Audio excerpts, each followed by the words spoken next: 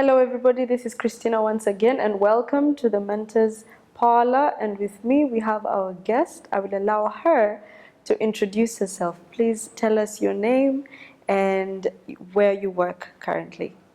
Hello everyone, my name is Engineer Ruth Kasera from Kenya. Currently I work with Kenya Power and Company Limited, yes.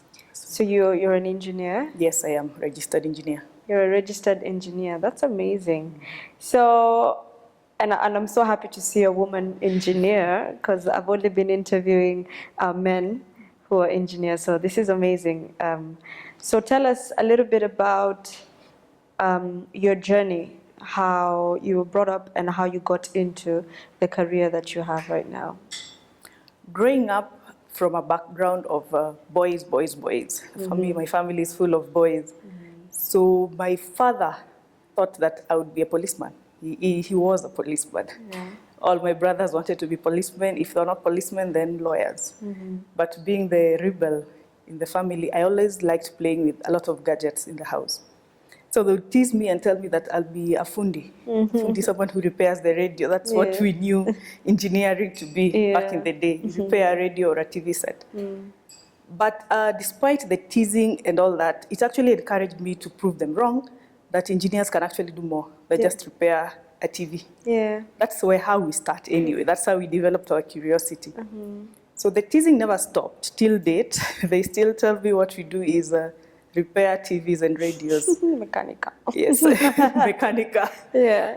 But it's actually a push. To me, I find it as a positive thing to date because it makes me want to achieve more and show them another world of engineering, especially electrical engineering. So that's the push and the teasing from my family is what really gave me the drive to where I am today. So I actually thank them for that. Yeah, I know. We all need that push to become who we are today, yes? Yeah. Amazing. So tell us, what did you study? How was your education looking like? My primary, I didn't do so well. Yeah. I was not the #1 student as we all thought. But I passed well enough to get into a good provincial school back in the day when we still had KCP and KCSE. The high school that I went to was also a fairly performing high school, but I passed really well and came first in my year. Then I got admission to go to JOICOT, Jomo Kenyatta University, to pursue electrical and electronics engineering. Okay. So I pursued the course for 5 years. When I graduated, I did a 1-year internship in another organization before landing in Kenya Power. Okay. Then I've gone ahead to advance my education by pursuing my master's degree in energy management, and hopefully I'll do my PhD next year. Yes. Yes. We look forward to that. Yes. I look forward to it. So in school, did you always have that goal? I want to be an engineer. Like, when did that vision of that wish, where did it kick? In Form 4, second term. When you were about to choose careers, eh? Yes. So I was torn in between becoming an aeronautical engineer. That was my first choice. But then the finances and all that. So you look at it and like, if I miss this opportunity, then I'll have missed the opportunity of becoming an engineer. So the next choice was then an electrical engineer. And I knew that I had to go to JKUAT. That it was either JKUAT or no university. So thank God I got admission there. That's amazing. Yeah. Tell me about your transition between graduating from university into the workplace. Did you go directly? How was that for you? I didn't go directly. I had a really bad experience of 6 months stomaching, where it seems like no door is opening.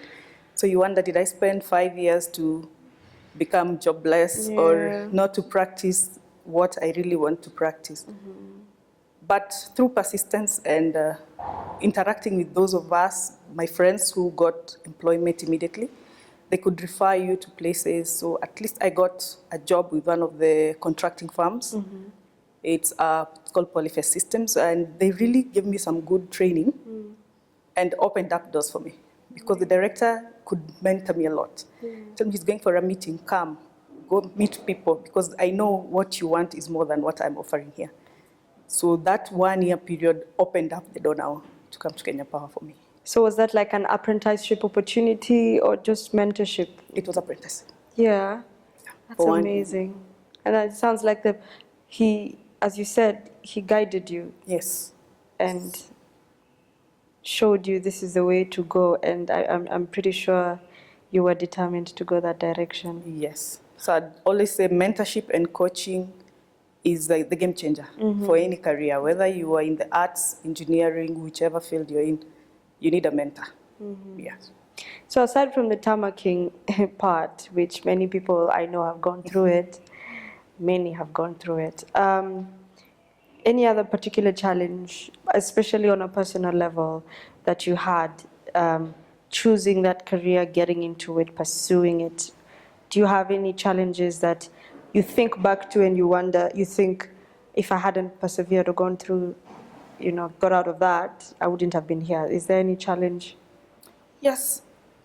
15 years ago, being a female in the field of any technical course was not easy. Yeah. In our class, we were only 4 in a group of 26 men. And in some cases, you'd find that by graduation, you're only 1. Serious. And then you get into the workplace, you are alone. Yeah. So Yeah. you're in this world where it's like you are in your own world, but then you have to move with the rest of the team because you have to succeed. But thank God, with time, we have more women coming into the sector. So it becomes easy. You find someone to talk to, someone who is experiencing the same challenge as you are.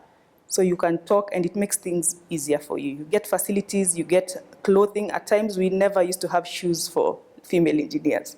Wow. So you're forced to wear these safety boots that are designed for men. They're big, Like they're size heavy. sevens, eh? Yes. Or? You're expected to walk with this the whole day. Yeah. And if you don't do it, you're termed as not fit for that For the environment, position and not for the knowing it's the environment that's not safe enough for you. For you. But with time, we find things are becoming easier for female engineers, and that's So that you can say that they've changed, times have changed yes, significantly more, or we still have much to do? we still have much to do. There are some places you go, facilities are still not segregated for ladies and men. So you still find you have to use the same facility as the men are doing. It's like standard. This Yes, is the it's only thing standard. that is. Yes. That's interesting. That's interesting. I hope they catch up to the times, eh? They are. They will. We are hopeful. Yeah. Yes. So tell me about successes that you've had, however small, something that maybe turned your life around, something that you did, something that happened to you by chance or by whatever, that you always look back and you thank God or something. Do you have that? Yes, it's quite simple, but I still look back and I say maybe it's by chance. Or I was seated one day, I think 4 years ago. Then I was called by the principal of one of our the high schools back home in the village. So he said, "I've been following your life, not even career, your life, ever since you were a small kid, and I would like you to be part of the board of the school." Look at that. So I asked, "But I have nothing to offer." He said, "You don't know, but when you pass, kids know you, they know what you do. And they look up to you. So we'd like you to come and join the board in the education committee and just see how many girls or boys we can mentor." Amazing. So it's been a journey for me, a good journey. As much as you don't have to offer a lot of financial support if you don't, but the mentoring and just holding even one girl or one boy to show them that if you experience this, this is what you can do, or this is who you can open up to. If you need to pursue this career, this is what you need to be good at. Then you change one child at a time. So now, like, you've brought out the aspect of mentorship so easily, and this is, as eMentoring Africa, that's exactly what we do. And I'm just curious, what pulled you to this idea of mentoring other people? Because there are people who just pursue their career and move on with their life. Yes. They only think about, support my family, that's it. But what is this thing that has driven you to want to change complete strangers' life, In any community, if you can change the mindset of one person, little by little, you change the mindset of so many people. If you can improve one life right from home, then you can improve 3 or 4, and you touch so many people. And for me, without the mentorship of some senior people, some of them don't even know that they mentored me. But in my heart, there are those who mentored me actively, and there are those who did it passively. So I know if they were not there for me, I wouldn't be here. So I need to impact the same, because if I die with all that I have experienced, then I wouldn't have done much for myself or my family. Yeah. Yeah. I totally hear you, and I mean, I will speak on behalf of everyone whose lives you've touched and tell you thank you. Yeah.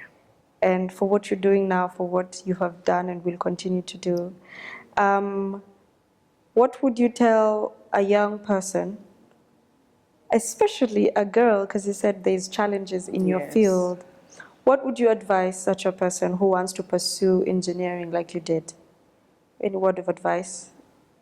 Stick to your goal. As much as you might be swayed by small hurdles here and there, have your focus at the back of your head. When you sleep, when you wake up, tell yourself that I have to achieve this. There's no other way. I started the journey. I have to achieve it. Finish it. Yes, you have to finish what you started. It might not be a straight path, but you have to finish. Yes. I love that. I really appreciate you. I think you're the first person who's come here and already just spoke about the mentorship aspect. And I appreciate you for coming to our Mentors Parlor, and we look forward to having you in other small interviews or even longer ones. Thank you so much, Madam Ruth. Thank you for having me. Karibu sana. Thank you so much to our viewers, and I'll see you on the next interview.